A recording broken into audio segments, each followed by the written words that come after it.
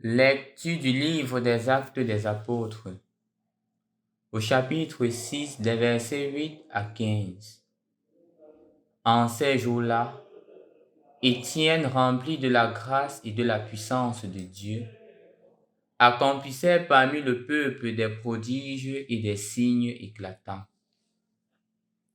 Intervinrent alors certains gens de la synagogue, dite des Affranchis, ainsi que des Cyréniens et des Alexandrins, et aussi des gens originaires de Cilicie et de la province d'Asie.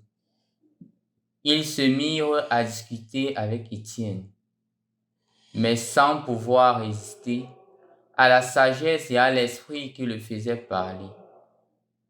Alors, ils soudoyèrent les hommes pour qu'ils disent: Nous l'avons entendu prononcer des paroles blasphématoires contre Moïse et contre Dieu. Ils ameutèrent le peuple, les anciens et les scribes, et s'étant saisis d'Étienne à l'improviste, ils l'amenèrent devant le conseil suprême. Ils produisirent de faux témoins qui disaient: Cet individu ne cesse de proférer les paroles contre le lieu saint et contre la loi. Nous l'avons entendu affirmer que ce Jésus, le Nazaréen, détruirait le lieu saint et changerait les coutumes que Moïse nous a transmises. Tous ceux qui siégeaient au conseil suprême avaient les yeux fixés sur Étienne, et ils virent que son visage était comme celui d'un ange. Au nom du Père et du Fils et du Saint-Esprit. Amen. Loué soit Jésus-Christ. Samedi passé, nous voyons comment est-ce que le conflit est né dans la première communauté chrétienne et les apôtres ont dit: nous ne pouvons pas délaisser le service de la parole pour nous occuper des questions de nourriture. Et de ce fait, la solution qui était parmi les plaignants a fait le grand jour, a surgi dans la mesure où on a choisi 7 diacres qui ont eu la grâce de gérer le problème que les apôtres n'ont pas accepté de gérer puisque la solution était déjà parmi les membres de la communauté présente. Aujourd'hui, nous voyons cet Étienne-là qui va au-delà du service de la table, qui va aussi dans l'annonce de l'évangile, au service de la parole, qui se met à annoncer. Et la beauté qui se retrouve ici, c'est que il ne se limite plus, comme nous l'avions vu avec les apôtres dans le canevas des Juifs. Il va au-delà. C'est pour cela qu'on parle des Alexandrins, on parle des personnes de l'Asie mineure. En d'autres termes, il va dans le monde grec, puisque justement, lui aussi, il est grec. Étant dans ce monde-là, il utilise des termes propres aux Grecs. Il utilise la manière de faire des Grecs pour leur annoncer l'évangile.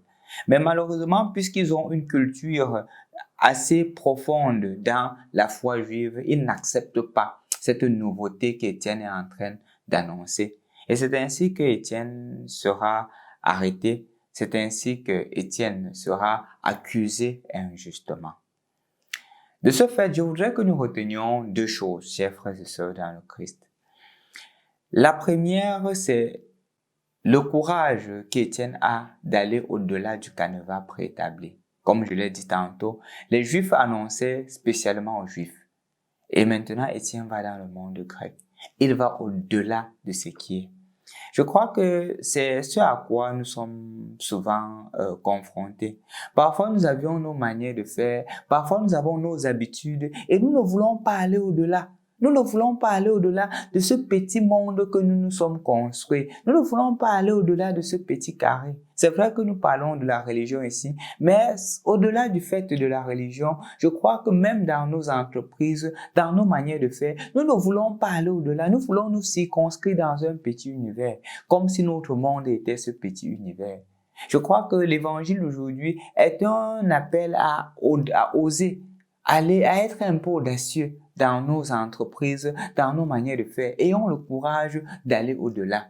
De ne pas penser que 50 000, ce n'est que ce que je peux avoir comme salaire. Penser que le Seigneur m'a donné assez d'atouts pour recevoir plus que cela. La deuxième chose que je voudrais partager avec vous en ce jour, chers frères et sœurs dans le Christ, c'est l'attitude de nos frères grecs en face de l'argument d'Étienne.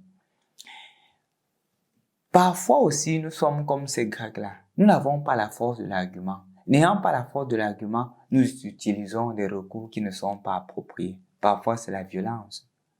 Parfois, c'est le mensonge.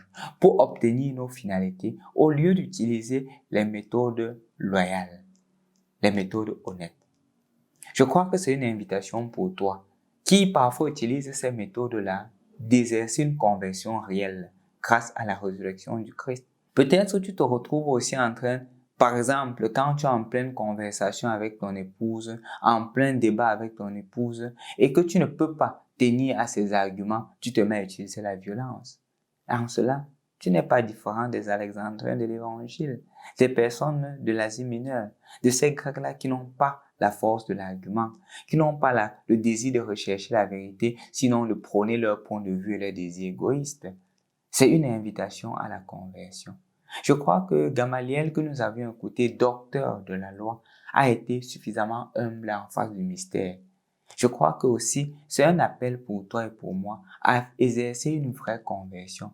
Une conversion dans la mesure où nous n'utilisons pas la violence pour résoudre nos conflits.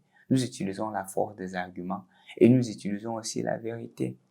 Que nous soyons des personnes qui soient capables de dire nos points de vue en toute humilité et simplicité. Je crois que ça va au-delà même de cela, non? Parfois, même dans certains pays, quand on dit la vérité, on se met à être critiqué de tous les noms. Allergie contre la nation, terrorisme, tentation de je ne sais quoi, parce qu'on a dit la vérité. Toutefois, qu'on utilise la violence contre un point de vue, c'est une preuve claire de faiblesse. C'est une preuve claire d'immaturité. Ne soyons pas les personnes immatures, soyons des personnes habitées par l'Esprit Saint. Utilisons la parole pour pouvoir annoncer Jésus et n'utilisons jamais la violence. Chaque fois qu'il y a violence pour une finalité, c'est le malin qui œuvre. Ne sois pas disciple du moyen malin, sois disciple du Christ. Au nom du Père, et du Fils et du Saint-Esprit. Amen.